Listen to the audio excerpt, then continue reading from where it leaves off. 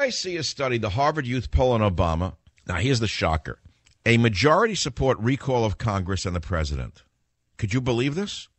17% of those who voted for Obama in 2012 would not support her if they could recast their vote today. 4% would vote for Mitt Romney if they could. I don't know. Additionally, we found that a majority, 50%, would choose to recall all members of Congress if it were impossible. That's an amazing statement. 52% would choose to recall all members of Congress if it were possible. Now, listen to this. This is buried in the data. But since I have a PhD, which is in part based on epidemiology, I can read the data. This is something that didn't jump out in all of the polls. You didn't read this. 47% would recall Obama. Would you believe this? But it's the health care law that really has thrown this into disarray. A majority of young people disapprove of the new health care law, and they'd rather not enroll at all through Obamacare, and they'd rather just pay the fine because they know they're getting screwed. Now, listen to this. This is interesting as well. Obama's job approval rating falls to 1/3 on key issues. Near majority support recall of Congress and Obama, which I thought was very interesting. I thought that was very interesting. Let's go down in the study. Unlikely to enroll. Majority disapprove of health care law, believing their costs will rise and quality will fall. They're not so stupid. A majority of young people disapprove of the new health care law. That's intriguing. And you have to understand what this means to the Democrat Party. It means that they're toast. The only thing standing between a Republican takeover of the Senate is themselves. They are their worst enemy. Here's a shocker. Less than 1/3 of uninsured young people under 30 plan to enroll through an exchange. Do you realize what a disaster that is for Obama, no matter what he says? Now, he, of course, today attacked income inequality. He went back to his main theme. And I thought about this.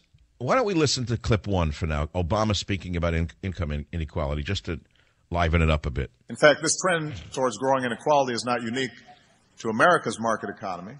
Across the developed world, inequality has increased. Some of you may have seen just last week, the Pope himself spoke about this at eloquent length.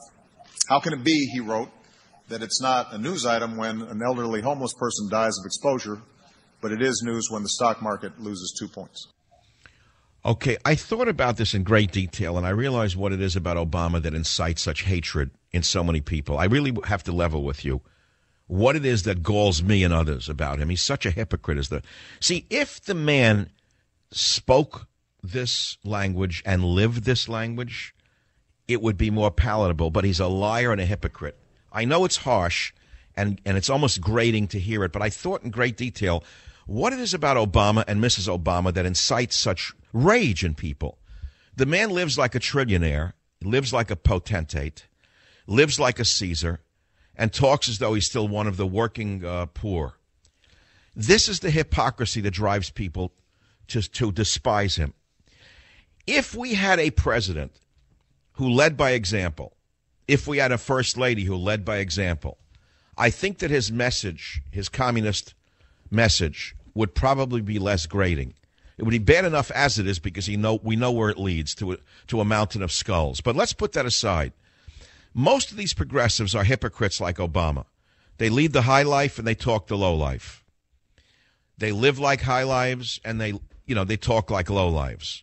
And here's Obama talking about income inequality, living, as I say, like a very, very powerful king. You say, well, shouldn't he? No, he shouldn't. And I'll tell you why. Again, when I was a kid, there was a mayor, and he was before my time, that my mother loved. She was an immigrant woman. She loved Mayor Fiorello LaGuardia. And I asked why you liked him. He was like a roly-poly Italian guy. I don't know. He looked nice. She said, well, he lives very, very poor. He doesn't live like a rich, abusive personality.